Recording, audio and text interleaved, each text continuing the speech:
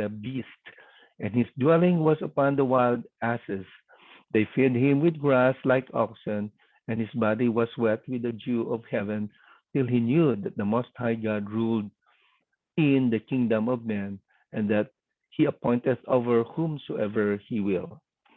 And thou, his son, O Belshazzar, hast not humbled thine heart, though thou knowest all this, but hast lifted up thyself against the God of heaven, and they have brought the vessels of his house before thee, and thou and thy lords and thy wives and thy concubines have drunk wine in them, and thou hast praised the gods of silver and gold, of brass, iron, wood, and stone, which see not or hear or know, and the God whom whose hand thy breath is, and whose are all thy ways, hast thou not glorified.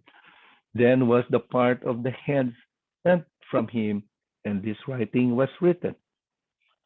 So here is Daniel trying to interpret the dream. He was trying to tell Belshazzar that, his grandfather, King Nebuchadnezzar, was humbled by God. He became a beast for 7 years because he was not humble before God.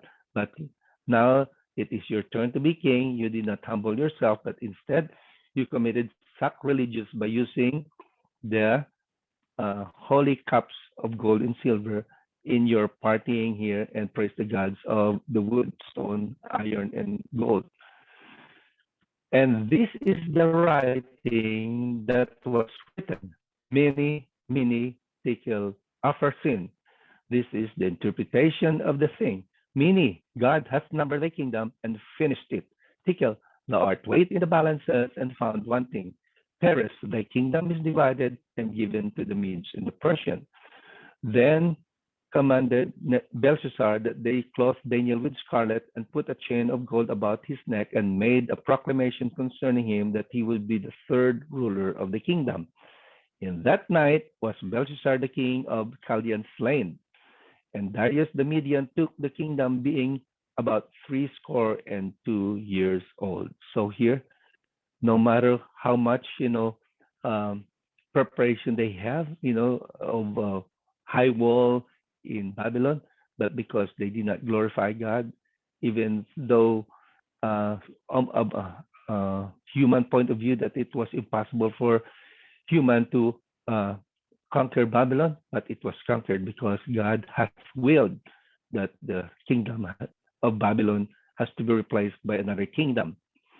Now, how does Babylon look like of the old? It was a very beautiful city. This is the history recorded how beautiful was the kingdom of Babylon. In Daniel and Revelation, this is a book written by Uriah Smith, situated in the Garden of the East, laid out in perfect square, 60 miles in circumference, 15 miles on each side, surrounded by a wall 300 feet high. So here, the wall of the kingdom is 300 feet high. That's why King Belshazzar was so confident that he is so safe inside. 300 feet high, 87 feet thick. That's how thick it is. That's why, human point of view, it was impossible for them to defeat Babylon inside. With a moat, there is a moat of water, of deep water or ditch round about this wall. So it is impossible to climb the wall, of equal cubic capacity, with the wall itself divided into 676 squares, which 2.25 miles in circumference. By its 50 streets, each 150 feet in width, crossing each other at the right angles, 25 running each other, every one of them straight and level in the 15 miles in length. It's 225 square miles of enclosed surface. It's 25 miles of enclosed surface, divided just is described, laid out in luxuriant pleasure ground and gardens, interspersed with magnificent dwellings. So this is how Babylon looked like according to a artist's view.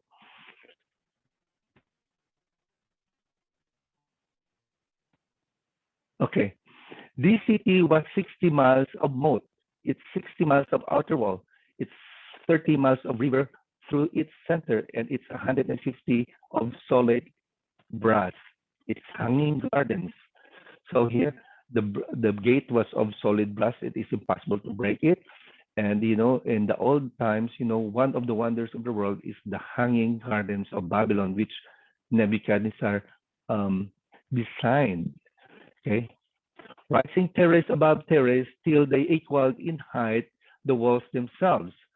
The Temple of Belos, 3 miles in circumference, its two royal palaces, one 3.5, and the other 8 miles in circumference with its subterranean tunnel under the river Euphrates connecting these two palaces. So here, there's these two palaces here. There's the Euphrates River. It is connected by a tunnel here, so they could go in and out, of the two kingdoms. Okay, its perfect arrangement for convenience, ornament, and defense. Its unlimited resources, the city containing itself many things were themselves wonders of the world, was in itself another still mightier wonder never before saw in earth. A city like that never since has been seen its equal. So it was a really beautiful city. But God says, that this city will not last forever. It will be replaced by another kingdom. Okay, Daniel Revelation, page 48. In the first year of the Reglisar, only 2 years after the death of Nebuchadnezzar, broke out the fatal war between the Babylonians and the Medes, which was to result in the utter subversion of the Babylonian kingdom. Cyrus, the king of the Medes, who called Darius in Daniel 5:31, summoned his nephew, this General Cyrus of the Persian line, in his effort against the Babylonians. The war was prosecuted with uninterrupted success on the part of the Medes and the Persians until the 18th year of Nabonidus, the third year of his son Belshazzar. Cyrus laid siege to Babylon, only the city in the east which held out against him. The Babylonians gathered within their impregnable walls. So here the wall is so high and so thick, with provision in hand for 20 years. So they were inside the walls of Babylon. They have food for 20 years, so they're not worried about getting hungry inside. They have a river Euphrates. They have the water, so they are, confident that nothing will happen to them. So um, the broad city sufficient to furnish food for the inhabitants and garrison for indefinite period, scoffed at Cyrus of their lofty walls and derided his seemingly useless effort to bring them into subjection. So here King Belshazzar was so confident that Cyrus is just wasting his time, trying to lay siege. He's not going to do anything about it. But the prophecy says that the first kingdom has to go and the next kingdom has to take over. Okay, this was foretold by Isaiah. Remember, the surely the Lord God will do nothing, but he revealed his secret unto his servants, the prophet. Isaiah foretold, 140 years before Cyrus was even born, what Cyrus will do. Okay, and Isaiah 44 verse 28, thus saith of Cyrus, he is my shepherd and shall perform all my pleasure, even saying to Jerusalem, thou shalt be built, and to the temple thy foundation shall be laid. Also in Isaiah 45 verse 1, thus saith the Lord to his anointed, to Cyrus, whose right hand I have holden to subdue the nations before him, and I will loose the loins of the king, to open before him the two-leaved gates, and the gates shall not be closed. Okay, so here in Babylon, remember that there is two kingdoms, and in the middle was a river.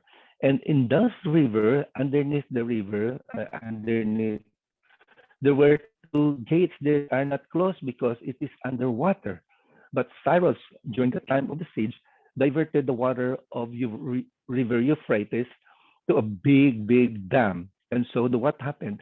The water of the river went down and it subsided.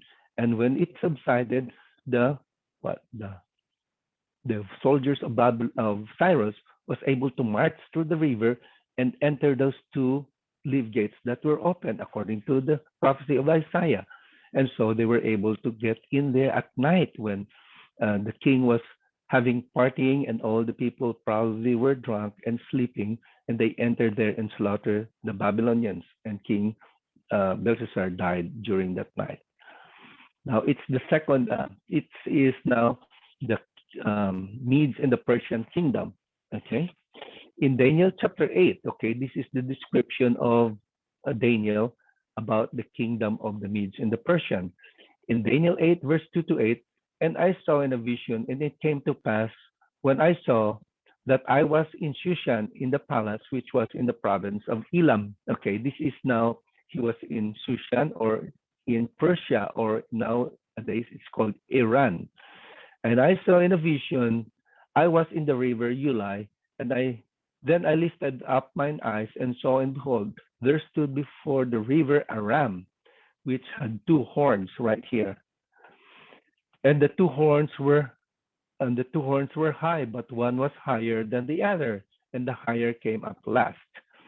And I saw the ram pushing westward, northward, southward, so that no beast might stand before him, neither was there any that could deliver out of his hands, but he did according to his will and became great. How here? So here, if we read the prophecy, the beast represents kingdom. Okay, and the horns represent power. And we know here there's a horn here, and it says here the horn, there were two horns, and one was higher than the other, and the higher came up last. Okay, so he saw that the horn, okay, there's this horn here represents the two kings. The first king was Darius, the second king was Cyrus. Cyrus was more powerful than Darius, that's why it's higher. Okay.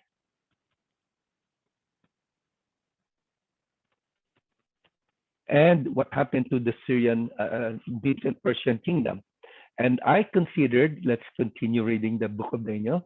And behold, an he goat came from the west on the face of the whole earth and touched not the ground. And the he goat had a notable horn between its eyes. And he came to the ram that had two horns, which I had seen standing before the river, and ran unto him in the fury of his power. And I saw him come close to the ram, and he was moved with color against him, and smote the ram, and brake the two horns, and there was no power in the ram to stand before him. But he cast him down unto the ground, and stamped upon him, and there was none that could deliver the ram out of his hand. Therefore the he goat waxed very great, and when he was strong, the great horn was broken, for it came up four notable ones towards the four winds of the earth. So this is the he goat that we attacked the ram, and it was so fast, it was running so fast that it didn't even touch the ground. It was very quick. And it has a notable horn here in the middle of his head. And we know this is the Medes and the Persian kingdom. Okay? And Daniel 8, verse 20 to 22. And the ram which thou sawest having two horns, the kings of the Media and the Persia. So this ram here represents the Medes and the Persian Empire. And the rough goat is the king of Grecia. The great horn that is between his eyes is the first king. Okay? And this is the kingdom of Greece. Now that being broken, whereas four stood upon it, the four kingdoms shall stand out of the nation, but not in his power. So here, you know, the kingdom after the Mede and the Persian kingdom came the uh, Greek kingdom under Alexander the Great, and Alexander the Great defeated Darius in the battle in Arbela. Arbela now is called Iraq, in Arbil in Iraq. Okay, in October 131 BC, in the Battle of Arbela, the Persian kingdom, military, was defeated by the Alexander the Great. Here is the history how it happened. In the Daniel Revelations page 59, written by Uriah Smith. When Darius fell, Alexander saw the field clear of his last formidable foe. Henceforth he could spend his time in his own manner, now in the enjoyment of rest and pleasure, and again in the prosecution of minor conquest. He entered upon the Pompeius conquer into India because, according to the Grecian fable, Bacchus and Hercules had two sons of Jupiter, whose son he also claimed to be had done the same. With contemptible arrogance, he claimed for himself divine honors. He gave up conquered cities freely and unprovoked to the absolute mercy of his bloodthirsty licentious soldiery. He himself often murdered his own friends and favorites in his drunken frenzies. He sought out the vilest person for gratification of his lust. So here, Alexander the Great, after conquering Persia, he went as far as India, and he does not have any more land to conquer. So he went back to Greece and just started drinking and drinking, and he ended his life by just drinking. Okay. And this is again, Alexander the Great, according to history, in Daniel Revelation, page 150, after his death, much confusion followed his followers respecting the succession. It was finally agreed after 7 days of contest that the natural brother of Alexander the Great, Philip Androclus, should be declared king by him and Alexander's infant son, Alexander Egus and Hercules. The name after shows the Macedonian Empire were for a time sustained. So here, his brother would be the king until his sons will grow up and they become king. But all these persons were soon murdered, and the family of Alexander became extinct, and the chief commanders of the army who had gone to different parts of the empire as governors of the provinces assumed the king title king. So when Alexander died, remember that there was a horn between his eyes that was broken. That is when he died, and four horns rose up on the he goat, and those are the four generals of Alexander the Great, who took over the kingdom. But they were not as strong as Alexander, according to the prophecy. That the names of the generals are Ptolemy, Cassander, Lysimachus, and Seleucus. And this is the how it looks like the he goat. It has four horns. And Daniel in Revelation, again, page 150 by Uriah Smith. After his death, there rose much confusion among his followers respecting succession. Okay, so we finished that. And now, the last kingdom is the Iron Kingdom, or the legs of iron. Let's go back again in Daniel 7, because the prophecy of Daniel 2, given to King Nebuchadnezzar, was again given by God to Daniel. And this is found in Revelation and Daniel chapter 7, verse 3 to 27. So this is how Daniel looked like, the four kingdoms that will rule the world before Jesus will come. In Daniel 7, verse 3 to 7, and four great beasts came up from the sea, diverse one from another. The first was like unto a lion, and had eagle wings. I beheld till the wings of thereof were plucked, and it was lifted up from the earth, and made to stand upon his feet as a man, and a man's heart was given unto him. So here, four great beasts came up from the sea. If you read the Bible, the prophecy, the water here, or the sea, represents peoples and tongues and nation, according to Revelation chapter 17, verse 15. And he said unto me, the waters which thou sawest, where the war seated, are peoples and multitudes and nations and kingdoms. So Daniel saw four great beasts. Remember, as we read earlier, we studied earlier, that the beast represents kingdom. So he said four. And also we know that there will be four kingdoms according to the Daniel chapter 2 that will rule the world before Jesus will come. And so it's, the first was like a lion. This represents the kingdom of Babylon, and it has wings. So it is, the wings represent swiftness. A lion represents strong. He's the king of the jungle. So during the time of King Nebuchadnezzar, uh, the, the kingdom of Babylon was at its strongest. So it has wings, representing it was swift and very powerful.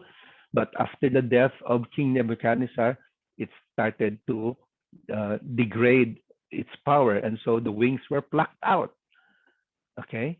And the next kingdom was like unto a bear. Okay. And this is representing us the Medes and the Persians. And behold, another beast, a second like unto a bear, and raised up itself on one side, and it had three ribs on its mouth between its teeth of it. And they said unto it, Arise, devour much flesh. Okay, so here is the Medes and the Persian Empire.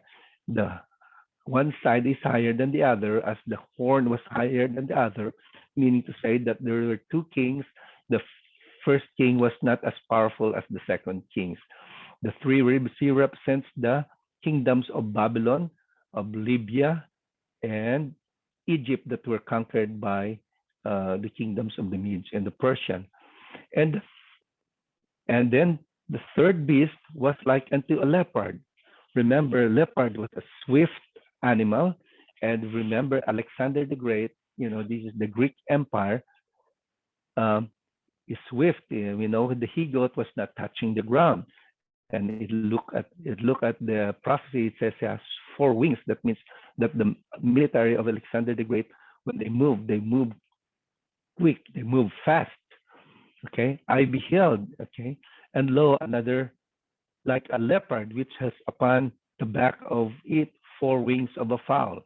And the beast also had four heads, and dominion was given unto it. So here it has four heads. We know that Alexander the Great was the first king, and after he died, the four generals or the four horns that took over, Cassander, Lysimachus, Ptolemy, and um, Seleucus, took over the kingdom. And these are the four heads of the leopard. And now the legs of iron represents the terrible beast. Okay, it also says here about iron. After this, I saw in the night vision, behold, a fourth beast, dreadful and terrible and strong, exceeding. And it had great iron teeth. It devoured and brake in pieces and stamped the residue of the feet of it. And it was diverse from all the beasts that were before it. And it had 10 horns. So it has great iron teeth. Remember the iron legs also. In the Roman soldiers were the first to use iron in their warfare. So here is the fourth beast, and we know that it has 10 horns. Okay, and the legs of iron also has 10 toes. The 10 toes and the legs of iron, we will study that later. Okay, and according to the prophecy that these 10 horns, there's a little horn here that came out of the head of the terrible beast right here.